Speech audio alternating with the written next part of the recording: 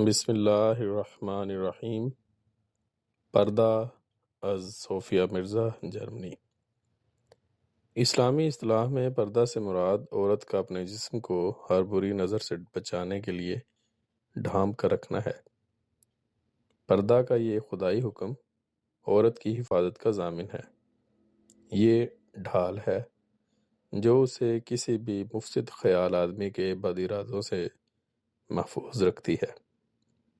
پردہ عورت کی حفاظت کا وہ ذریعہ ہے جو اسے غلط قسم کے الزام کی زد میں آنے سے بچاتا ہے اور نفس بھی پھسلنے سے بچا رہتا ہے۔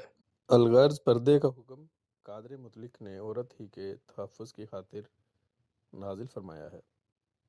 اللہ تعالیٰ قرآن کریم میں فرماتا ہے، اے نبی صلی اللہ علیہ وسلم، تو اپنی بیویوں اور اپنی بیٹیوں اور مومنوں کی عورتوں سے کہہ دے کہ وہ اپنی چادروں کو اپنے اوپر جھکا دیا کریں، یہ اس بات کے زیادہ قریب ہے کہ وہ پہچانی جائیں اور انہیں تکلیف نہ دی جائے، اور اللہ بہت بخشنے والا اور بار بار رحم کرنے والا ہے۔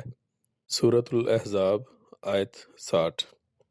نبی کریم صلی اللہ علیہ وسلم نے اپنے اس کام کو خوب انجام دیا ہے، اور آپ صلی اللہ علیہ وسلم نے اقوال و افعال سے پردہ کی پورے طور پر وضاحت بھی فرما دی۔ ام المومنین حضرت ام سلمہ رضی اللہ عنہ بیان کرتی ہیں کہ میں اور حضرت میمونہ رضی اللہ عنہ حضرت صلی اللہ علیہ وسلم کے پاس تھیں۔ ایک نبینہ صحابی ابن مکتوم رضی اللہ عنہ حاضر ہوئے۔ حضرت صلی اللہ علیہ وسلم نے ہم دونوں کو ان سے پردے کا حکم فرمایا۔ میں نے عرض کیا کہ یا رسول اللہ صلی اللہ علیہ وسلم، وہ نبینہ ہیں جو ہمیں دیکھ ہی نہیں سکتے۔ حضور صلی اللہ علیہ وسلم نے فرمایا کہ کیا تم دونوں بھی نبینہ ہو کہ اس کو نہیں دیکھ سکتی؟ مشکات المصابیح کتاب النکاح النظر۔ یہی تعلیم اس زمانے کے حسن حسین حضرت اقدس مسیح موعود علیہ السلام نے دی ہے۔ آپ علیہ السلام فرماتے ہیں، یورپ کی طرح بے پردگی پر بھی لوگ زور دے رہے ہیں، لیکن یہ ہرگز مناسب نہیں۔ یہی عورتوں کی آزادی فسق و فجور کی جڑ ہے۔ جن ممالک نے اس قسم کی آزادی کو روا رکھا ہے، ذرا ان کی اخلاقی حالت کا اندازہ کرو۔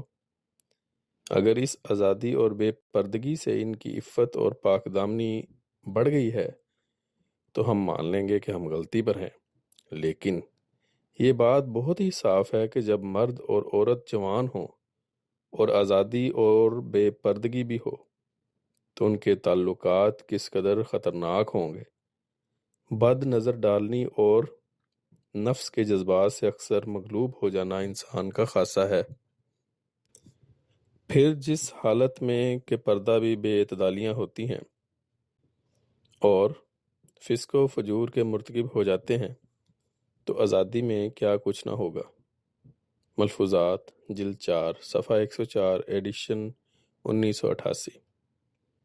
اسلام کی اس خوبصورت تعلیم کو خلفائے احمدیت نے بھی اپنے اپنے دور میں خوب وضاحتوں کے ساتھ آگے پہنچایا ہے۔ حضرت مسلم موعود رضی اللہ عنہ فرماتے ہیں، وہ لوگ جو یہ کہتے ہیں کہ اسلام میں منہ چھپانے کا حکم نہیں، ہم ان سے پوچھتے ہیں کہ قرآن کریم تو کہتا ہے کہ زینت چھپاؤ، اور سب سے زیادہ زینت کی چیز چہرہ ہی ہے۔ اگر چہرہ چھپانے کا حکم نہیں تو پھر زینت کیا چیز ہے جس کو چھپانے کا حکم دیا گیا ہے؟ تفسیر کبیر جلد 6 صفحہ 301۔ اس ضمن میں آپ مزید فرماتے ہیں، پردہ چھوڑنے والا قرآن کریم کی حد تک کرتا ہے، ایسے انسان سے ہمارا کیا تعلق؟ وہ ہمارا دشمن ہے اور ہم اس کے دشمن، اور ہماری جماعت کے مردوں اور عورتوں کا فرض ہے کہ وہ ایسے احمدی مردوں اور ایسی احمدی عورتوں سے کوئی تعلق نہ رکھیں۔ الفضل 28 جون 1958۔ حضرت خلیفۃ المسیح الثالث رحم اللہ تعالیٰ فرماتے ہیں کہ قرآن نے پردے کا حکم دیا ہے، انہیں یعنی احمدی مستورات کو بہرحال پردہ کرنا پڑے گا، یا وہ جماعت چھوڑ دیں۔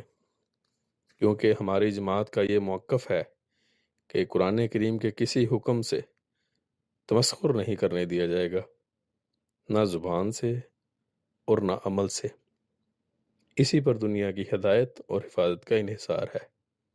الفضل 25 نومبر 1978۔